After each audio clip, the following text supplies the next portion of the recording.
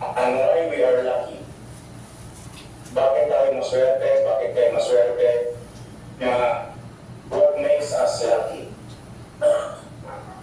First, let me refresh your mind on how well the organization has been doing for the past 2 years, especially last year. Last year, out of more than 3,000 companies, the Bureau of Protection came out at top 1, the number 1 among the best employers. Second thing is, for the first time, we had a very nice rating. I shall say a very, very good rating from the Commission of the Audit. Everything has been spick and span, and everything has been very, very transparent. So I think everything is doing well. Then, guys, this is it. This year alone, we promoted 4,730.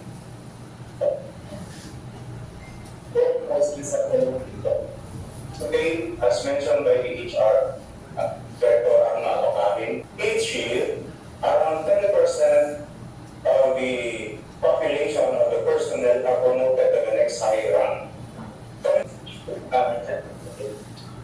Every program has been smoothly, very, very transparent, and it is sad to note that there were some complaints in the House for investigation, but fortunately, and because of our transparency, COA itself in its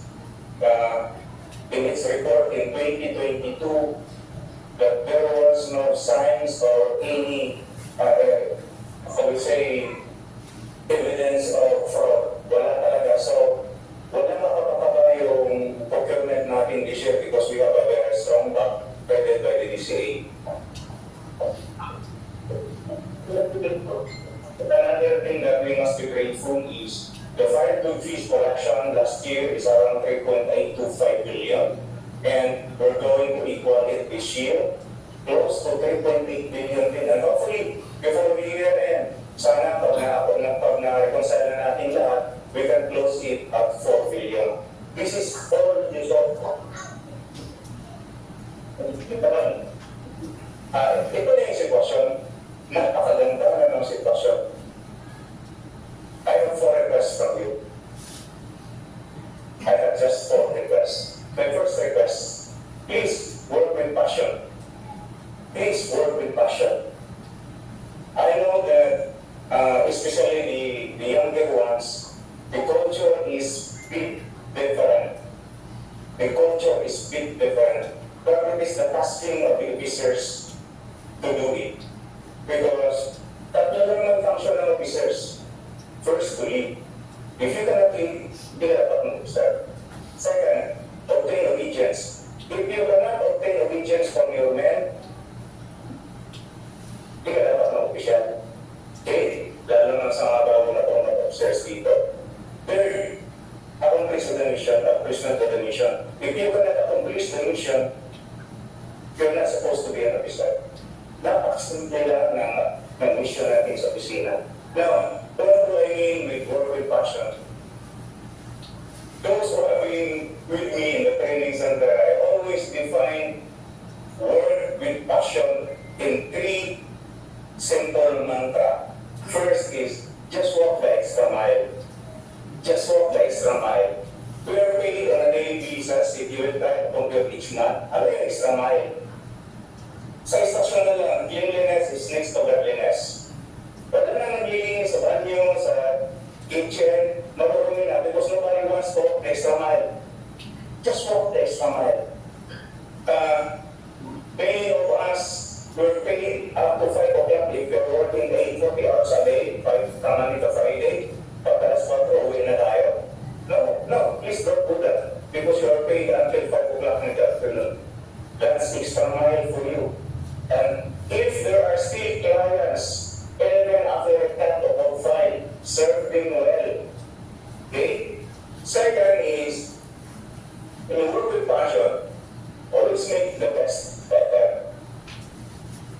How do you make the best better? officers and sa mga NCOs, sana yung mga nag-happy dito, kung ano yung nadatna ninyo, pakalis nyo, sana may improvement na lang. Try to make your best better. One thing I observed is, you know guys, wearing a uniform is sign of good discipline. Sa istasyon natin, marami may nakachinelas, may nakasapatos, ang iba, patawa sila.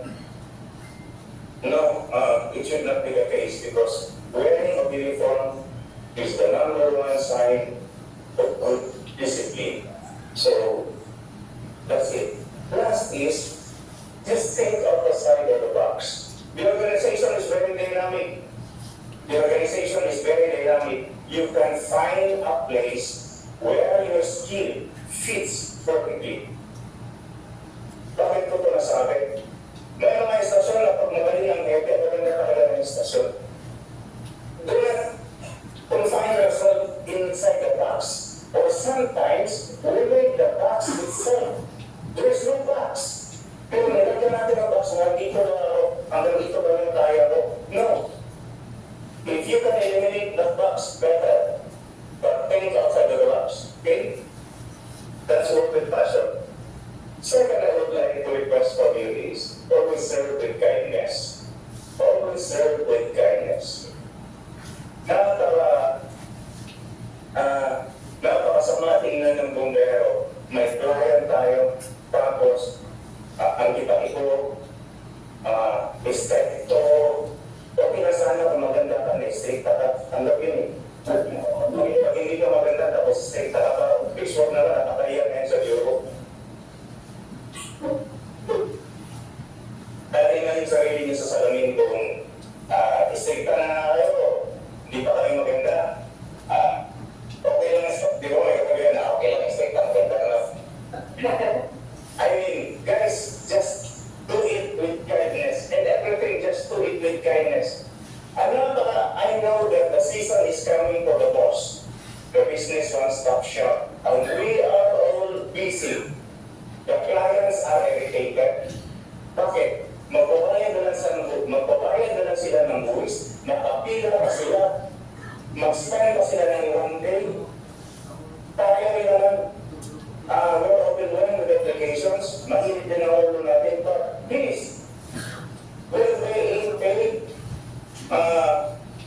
Nung kadete kami, nagkasabihan niya. Wala tayong gagawin ko, din maraming makinig lang sa bull-out. Pakalagpasin niya lang sa kabilang tayo na yan. Kasi sa servisyo, ang mainis talo. Ang mainis talo, they serve with kindness. We have read this 1,000 times, but you grow older faster when you frown. Because it takes less muscle to smile. Okay? Just smile. Sometimes, kindness is offering your hand. May nakikita ko yung tao na kailangan doon ng fairman.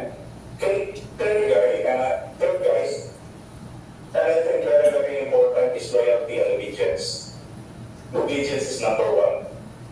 Because if we cannot follow others, there's no reason for you to be standing here in front of me. And for those who are watching via Zoom, please, obedience is the #1 lifeblood organizations. Because if men and the rank and file cannot follow orders, wala na mangyayari sa atin. Now, what's with obedience? Everybody, every one of us has somebody higher than us. What do I mean with this? Kung inuutosan ka, yung nauutos sa'yo, may mataas pa rin ka. At yung nauutos din, never think that your authority is absolute because there was always somebody greater than you. Kasi kaya I have said that plainly and simple way. Diba? There is always lesser and greater person than you are. Okay? So listen, brothers. Guys, we don't have to the service. Pakita natin na loyal tayo sa servisyo. Pasok tayo ng maaga, magbihis tayo ng tama, tamang servisyo lang, tamang servisyo lang. We have so many challenges in the organization, but we try to stop it. We try to stop it. Okay? Natitigilan na natin. You should be loyal to the service. Well, you know why? The unemployment rate is close to 4%. Ang nagtatrabaho sa Pilipinas. The underemployment rate, meaning yung mga college graduates, mga eligible, may mga masteran pa, but they were unemployed, meaning they are now in the position which is not or below their skill level. Masyado mataas, parang 7% underemployment. So, grateful tayo yan. Then, yung poverty level, halos lahat ng bombero. Even yung ipuha natin, are much higher than the poverty level. Ang poverty level sa Pilipinas, masyado mataas. And yet, we are above the poverty level. So, we should be grateful for that. And let's pay back through loyal service. Last, inarequest ko. Bilisan ko lang kasi nakatayo. Let's every day, let's close the day with gratefulness. We should be grateful. We should be grateful. You know why? We should be grateful that we are in a service na sa bumbero tayo, magandang pasahod, napakaganda ng working environment. For the force itself, yung nasa fighting units, where we find an employer where you work 15 days a day, 15 days in a month, but you are paid the whole month. Kasi only off on the duty, 15 days lang papasukan mo, pero kung buwan ka pabayaran. The food in your table is from the organization. Be grateful to the Bureau. The clothes that you wear is from the Bureau. The roof under your heads, grateful kayo dyan. Hindi pa lang natapos yung survey, napakanda ako ng survey lately on how many PEP personnel have cars. Have cars. You know why? Car is not a barometer of how well paid the personnel are. Okay. Ang hirap na magparating dito sa NSQ. Mga ligawan natin, mga bagong sasakyanan. I know this is true. When I was the commander in the OCP fire station, ako lang may sasakyan, motor. Kaluwag-luwag ng basketball court. Ngayon, hindi ka na makapark. Bakit? Lahat niya sasakyan na. I think that's a barometer. The pay is good. That the job is very enticing to others to join us. Yung nasa loob na, this is just not a bird cage. You know why it's a bird cage? Birds outside the cage wants to meet him. But there are among us, inside the cage, who wanted to go out back. Why? Gusto pa nila ng extra income, they're doing something, alam mo na yung something, nalalagyak sila doon sa cage. They're very safe to the organization. Lastly, guys, before I end this, well, after the program, maybe dinner with your family or lunch with your family now, just think about this. What would have been if you are not in the Bureau of Protection? What life would have been? Ano kaya nangyayari sa inyo ngayon? Kung wala kayo sa Bureau, tapos hindi pa tayo ng servisyo na maayos. In exchange of these beautiful things that the organization has been generous to us, in exchange of that, what have we offered?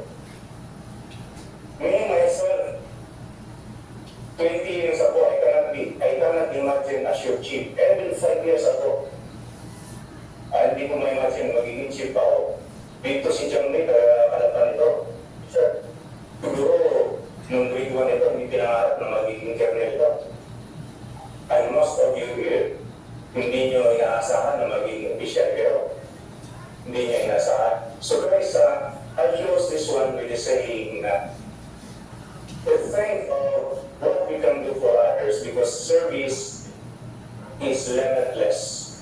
There's no limit in offering our services. So Merry Christmas, Happy New Year,